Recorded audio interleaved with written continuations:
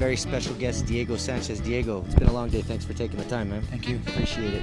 Now, last time I saw you actually was about 7 years ago. You were giving up the King of the Cage belt. What a long, strange trip it's been. And my first question for you is this business has got a lot of real tough decisions, and you've made a lot of really tough decisions in your career. What would you say, looking back, is the hardest decision you've made? I'd have to say probably the hardest decision that I've made in my mixed martial arts career would be leaving my hometown, Albuquerque, New Mexico, to leave to San Diego, California. Because Greg Jackson had started me out with my career, and we had a real tight connection. So it was hard to make a decision to leave. You know what I mean?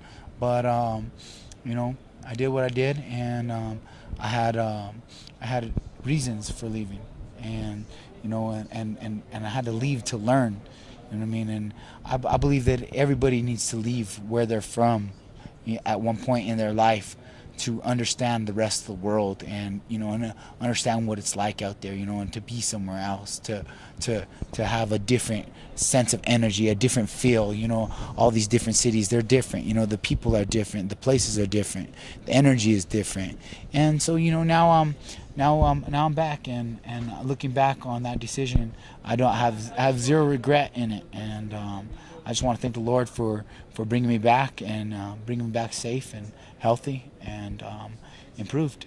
Very good. Now, in that, you were in San Diego for 3 years, and it's been well documented, and you're coming back now. You're returning to Albuquerque. In fact, that's why we're here for your press conference announcing your return to Albuquerque. What would you say that you matured a lot in your time in San Diego? Oh, definitely. I matured in a relationship, in a love relationship. I was in a love relationship for 2 years. I matured as a fighter. I matured as a Brazilian Jiu-Jitsu artist, and I think the most that people would notice was my striking. I got to work with a vast knowledge. I had so much knowledge at my fingertips when it came to striking. There was just a lot of top guys out there, and I got to work with some of the best in the world. I mean, you're striking. Every time I listen to experts talk about Diego Sanchez, they say his ground game's really great, but his striking needs improvement. And I never, ever felt that way. I've seen you knock some kids out cold. And talk to me, how does that feel, when your striking is a powerful weapon in your arsenal, and people are, downgrading it? How does that make you feel? It's the haters. You know what I mean? If you're doing something right, you're gonna have the haters out there, and it could be disheartening in a way. But the one thing that you could do if someone tries to knock anything on you, you dust it off your shoulders. That's the only thing you could do, and that's the way I take my outlook on life. Is I dust my shoulders off. Anybody want to say something negative about me, about my striking, that it's not there? You go ask the people that I have fought, and they will tell you this guy hits hard, and he could take a hit, and this guy on the feet is dangerous. Definitely. Now, Diego, I do a lot of interviews. I pay a lot of attention to the amateur area because I really find that amateurs are really exciting to fight. When they match up, they've got absolutely nothing to lose. What would you say to a young up-and-coming amateur fighter? Give somebody out there a real good piece of advice that they can take with them in their careers. My number one thing that I could say to an upcoming fighter is it's all going to be sacrifice and dedication. It comes down to those two things. You're going to have to sacrifice things that you like in your life. You're going to have to sacrifice things that you don't like. You're going to have to sacrifice things. And you're going to have to put that time and effort into the discipline and the dedication. And with that, it's like there's so many hungry young lions in this sport. And then there's guys like me who got their start early. So they put that time in. They put that effort in. They've learned the knowledge and the techniques and the constant pursuit of evolution of mixed martial arts. So, my advice is start young. Number one, start young. Start as soon as you can. And believe in yourself. Number one. if you have doubt and you don't believe in yourself, do it as a hobby. Don't do it as a career. You know what I mean? And that's what it really comes down to. You have to make that decision that, you know what, I'm gonna sleep on my friend. I'm gonna sleep on the couch at the gym instead of having to work a job and pay rent. And that's a hard decision that you got to do, but if you want to be successful, you got to do it. Now, Diego, one thing that has always struck me and I've always been very impressed with is your spirituality. And now I don't want to imply that you were getting away from your spirituality in San Diego, but would you say that coming back to Albuquerque is a move for your spirit or for your heart? You know, home is where the heart is, and being home has always felt good for me. And even when I'd come back and visit, I'd be just sometimes like, man, all right, I'm just gonna miss my flight one more day. Okay, I want to miss my flight again one more day. But you know, it's this place is a spiritual place. They call it the land of enchantment for a reason, and the energy out here is amazing. And as you know, as a spiritual move, yeah, even moving to San Diego was a spiritual move, to go somewhere where I'm not in my comfort zone. You know what I mean? And now I'm doing it again, but I'm coming back home where the familia is. And see, when I was that King of the Cage champion, going to be the Ultimate Fighter champion, that was what made me stronger. Was I had my family backing, man. They were so strong, and that's just something that I've known, that if you go to one of my fights in Vegas, you're gonna see my family there. They're crazy and they're passionate, and they're the best support group ever. So you know, getting away from that, I think on a normal basis is more than anything what could have weakened me. But now it's strengthening to come back home, see my mom, you know what I mean, know that she's not worried about me all day long, you know what I mean. You know, the nights that I don't call, I know my mom's staying up. See, that's what was bringing me down. And so, you know, now I'm back, and that's all that matters. Well, Diego, I know that, you know, there's a lot of small towns in New Mexico, and you're the favorite of just everybody in the state. And on behalf of everybody, it's really glad to have you back. Thanks for coming back. Thank you very much. I appreciate it. Thank you for your time.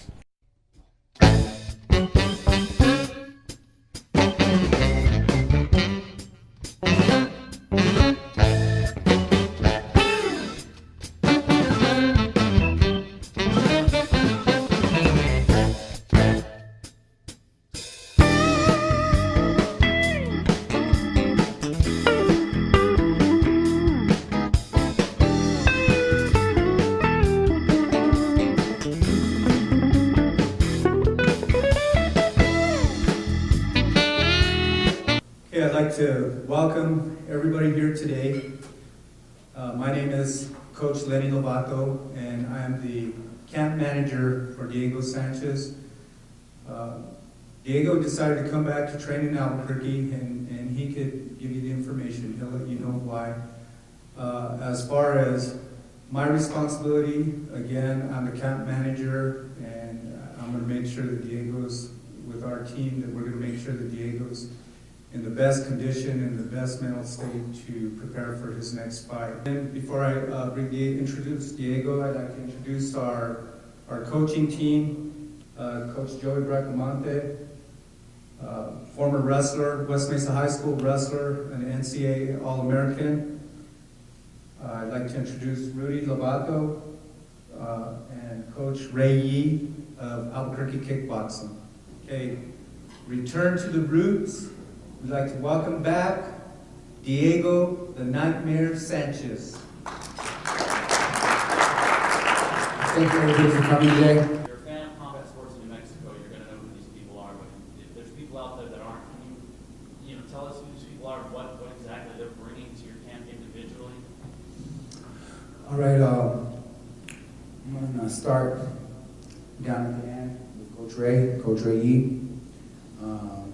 He's the owner of Albuquerque Kickboxing Academy. He has extensive research in martial arts. He basically represents the martial arts side for us. And you know, this is a sport, but it's not called martial arts for nothing. You know what I mean? He brings in the Muay Thai, the knees, the elbows. He also does some Filipino knife fighting and stick fighting, and he's basically a striking coach. And he has a lot of insight into the game, and he's generous enough to let us use his facility. And I want to bring as much PR and exposure to Albuquerque kickboxing as possible. It's a great facility. There's a great aura and a good energy at that gym, and I'm very, very big on that. If I don't feel comfortable somewhere, I'm not gonna go train there. It's all about how I feel, the energy that I feel when I step in the door. Am I happy? Am I private? Is it private? You know what I mean? All kinds of people watching me. You know what I mean? I'm a very sensitive person. I like to get in the zone, play my music, get that swagger going, and have fun while I train. So yes, Albuquerque Kickboxing and made Coach Ray Lee, and is where I found my home. You know, that's where I found my home in Albuquerque, and it's a good fit for me right now. Next is Coach Rudy Lovato. He's an Albuquerque native. Pro boxing. Coach, how many pro fights? 150 pro fights right there. That tells you experience. Any look that I get in the corner while I'm on my feet, he's seen it, he's felt it, he's been there. You know what I mean? He's gonna know. You know what I mean? Okay, no, this guy's doing this. Okay, just change it up. You know what I mean? Get him with the hook. You know, and I've trained with a lot of striking coaches. I've trained with a lot of boxing coaches, and that's the way you evolve. You have to find. But what I found with Coach Rudy is the connection that we have is really strong, and he understands my style very well. So basically what we're doing is we're doing a pro boxing sharpening up. He's sharpening up my pro boxing stuff, and he's gonna have me punching in combinations real nice, and we're gonna make sure that we get all the rounds that we need in. And one of my mistakes for the BJ camp was I neglected my professional boxing rounds. I didn't get my boxing rounds in. I was all MMA, always to the extreme. And my whole career, I've always put those boxing rounds in, pure boxing, just to be ready for that aspect of the sport. Coach Joy Bracamante has been with me since high school, and we've been what Albuquerque boys would call homies, boys, friends, brothers. We've been bros for a long time. He started wrestling with me back when he was in Oregon. He'd come back home for spring break or vacations, and anytime he was home, I'd say, "Well, you better get over here to Jackson's and come show me what you're learning out there in Oregon." And we get crazy, and we train for like 3 hours straight. Coming out, we couldn't walk each other out of the gym. Black eyes, cuts, bruises, and we go have a beer afterwards. So that's basically about me and Jordan Bracamante. He started coaching me. He's coached me for the Joe Riggs fight. He's coached me for the Carl Parisian fight. Several other big fights. He's been there in the corner. He's been there. He knows my wrestling, and he knows also my mentality. Because there's another side of Diego that's not just all martial arts, and that's slap Diego Sanchez in the face and say, "Get in there and give him a boot beat down." Snap the switch. You know what I mean? That's why I'm who I am. I'm gonna snap the switch. You know what I mean? I ain't gonna go play. I'm not doing ballet full Codico in the ring. I'm fighting. You know what I mean? I'm not playing for points. I'm playing for keeps. And then last but not least is Coach Lenny Lovato, which is when it comes to coaching, and when I say coaching, this guy's a master. When it comes to winning, this guy's a master. It's everybody in this room, I'm sure, knows his past history with wrestling. He's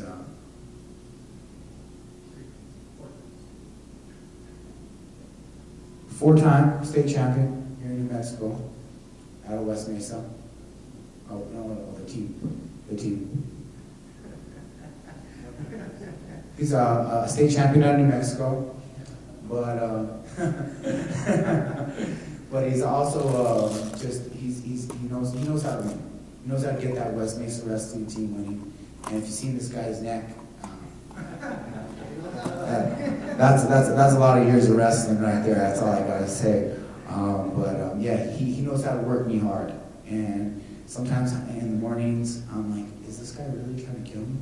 I'm like, this must be impossible what he's trying to make me do. But then come around next week, oh man, I'm getting used to this. I can do this. I can work with this. And so he's getting me in the best shape ever. And he's making sure that my mental focus is on the win. And something new that he brings to the table is perfection.